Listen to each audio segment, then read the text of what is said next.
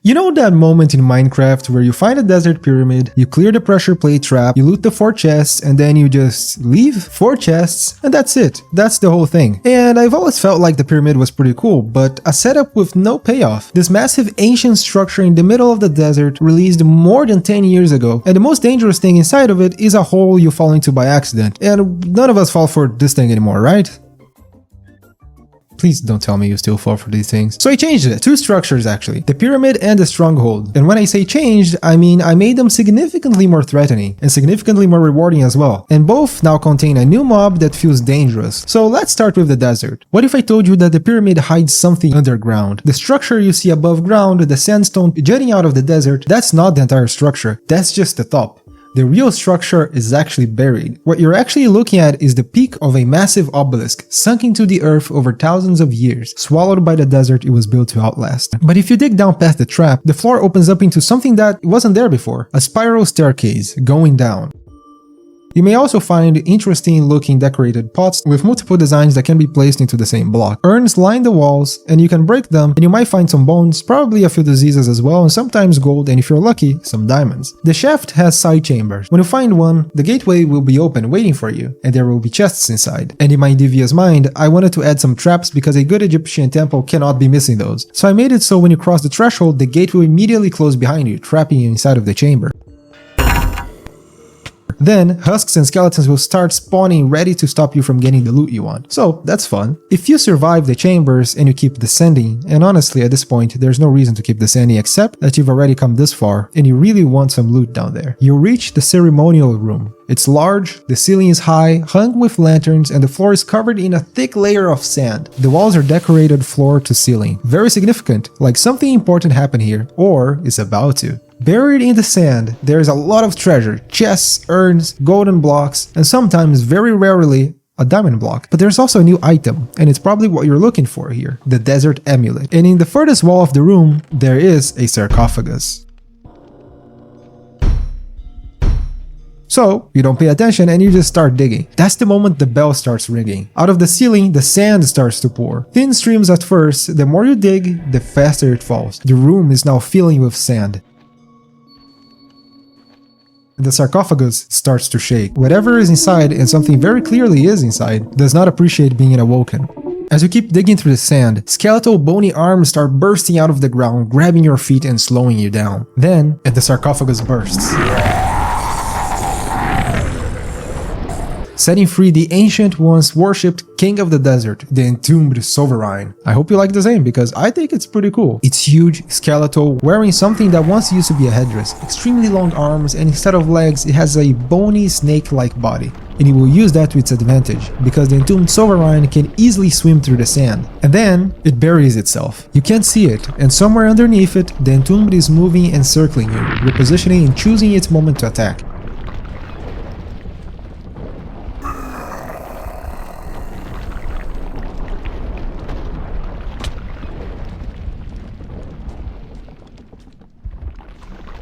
Every treasure you dig for is a few more seconds of the room filling up. Every second you hesitate, it is getting harder to move. The sovereign can swim through the sand like it's water, and you can't. The room is very hard to traverse, and if you've been greedy, by the time it surfaces to attack you, you might be fighting from chest up, or standing inside of a pit of sand. You'll not get any rewards for killing him though, so if you already got the new item, you better just run, or you will be buried here with your loot. The moment you start climbing the stairs back up, the obelisk starts to crumble, sand pouring down the staircase from above, blocking your way. If you miss a step, you may end up falling to your death. The entombed sovereign somewhere behind you is using its elongated body to easily climb upwards as the structure fills up with sand.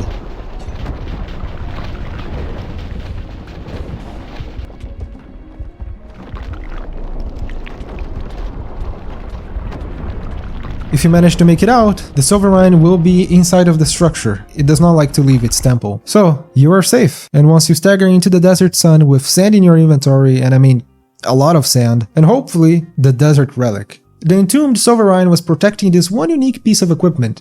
On the surface, it looks like just an artifact, but I made it so this item gives you sand powers. Yeah, that's right. Hear me out. The first ability is offensive. You can summon dust devils, which are these tiny little baby sand tornadoes, miniature sandstorms that lift enemies off the ground and they drop taking fall damage. Or you can detonate a shockwave of sand that throws everything nearby away from you in every direction. It is really satisfying to come to think of it. I might have to give some durability because this is too OP. The second ability is structural. You can place sand blocks, but they are temporary. They disappear after some time, but it allows you to build with infinite sand. You can build a tower, you can create a wall between you and something trying to kill you. You can create instant bridges, stack up high enough to get a sight line, or you can use it for building, exploring, or fighting. You're essentially throwing sand at your enemies, and that's cool. It's basically the curse of Ra. Now, it's time to go to the second structure. You found a stronghold.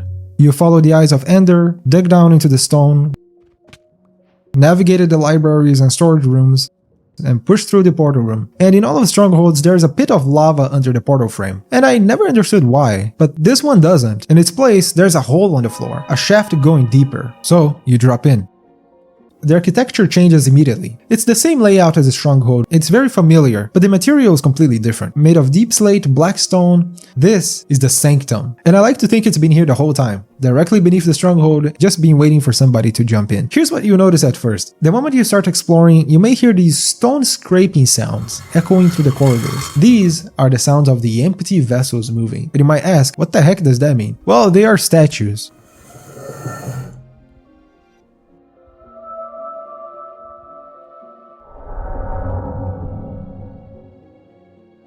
And they are everywhere. They're tall and kind of humanoid. They have long arms on their sides and faces that, well, I mean, they don't really have a face, just an empty hole for an eye, because their only purpose is to observe you. They line the corridors, they stand in rooms, and some face the walls. They are in your way. None of them do anything really, so you just keep moving. Deeper in, you may find a portal room. The portal, however, is already lit. It's been open for a while, and whatever came through is already in here with you. This is the remnant. The remnant is a pretty weak looking creature. It's very fragile, little health, and it looks kinda weird. It's also not particularly aggressive either. It would only attack if it's cornered. It's an insect-like creature with a blinking eye, the kind of quiet that only active predators make when they are specifically trying to not be hurt. It is very fast, however, and it's able to climb walls and hide on the ceiling, kinda like a spider.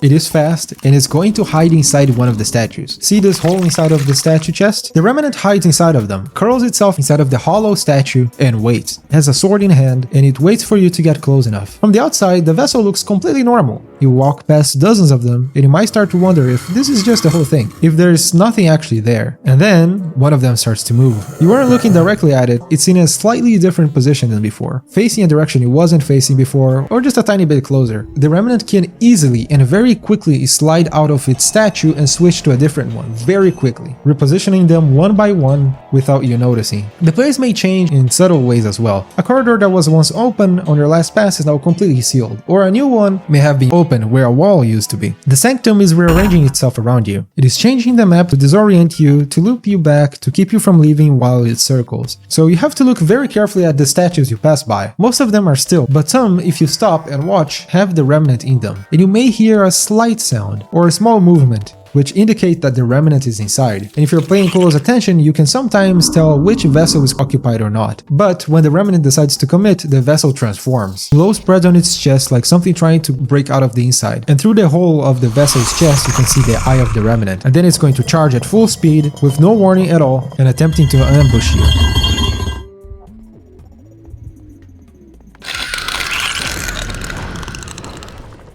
If you manage to damage the vessel, the remnant pops out, scared and stunned and exposed. It's going to try to run away and hide inside of another vessel. This is the chance you have to actually damage it. If it manages to escape, it lets out a scream, cutting through your focus and slowing it down, and making your screen dark, and buys it the seconds it needs to find a new vessel to slide into and hide. Then it's gone again, hidden in another statue and somewhere, watching you from behind the stone eye. The remnant may silently switch to a different statue, one that's closer or further. It is always trying to catch you off guard, and ambush you the moment you get get close. It is not a straightforward fight, it's actually a series of moments catching it, losing it, finding it, while the sanctum keeps changing. Your sense of direction keeps slipping while the statues keep repositioning. Kinda like chess. If you stop and just listen to the statues, you hear the wind go through their hollow bodies. It is very eerie. It is kind of uncomfortable in a way I'm very proud of. When you finally manage to destroy the remnant, it drops the remnant's eye. What the eye allows you to do is possess a vessel yourself, but first, you need a vessel. If you manage to destroy a vessel on your own, you get these 30 stone fragments to craft blocks. If you stack 3 of those blocks, you can build your own statue. You can place it anywhere and summon one whenever you need. So just use the remnant eye on an empty vessel, and now it has been tamed. You can step inside, and you are now a walking stone idol, completely armored and durable in a way that your body simply isn't. Fully armored and protected. It has a lot of health. It's basically your own battle mech, but made of stone, and you can use it for combat, for exploration, as a mobile fortress. It is basically an iron golem you can control. The vessel also has a special attack that it can jump and cause a burst of explosion that throws enemies away. The vessel, however, doesn't always need you to be inside of to work. You can just leave them be, because the eye basically works as your own remnant. Your tamed remnant will be inside of the vessel and will control it for you, so you can let them fight your enemies. And here I am trying to see how strong these are against the warden. How many do we need? Well, clearly 1 is not enough, but what about 4? Yeah. Yeah. Okay, 4. So we need 4 vessels to kill 1 warden. Alright. Well, and that was it. 2 structures, one about greed and how far you're willing to go, and one about, I don't know, cool, creepy statues. Let me know in the comments what you think. Well, if you don't mind me, I'll be making my way out. See you the next time. Bye bye.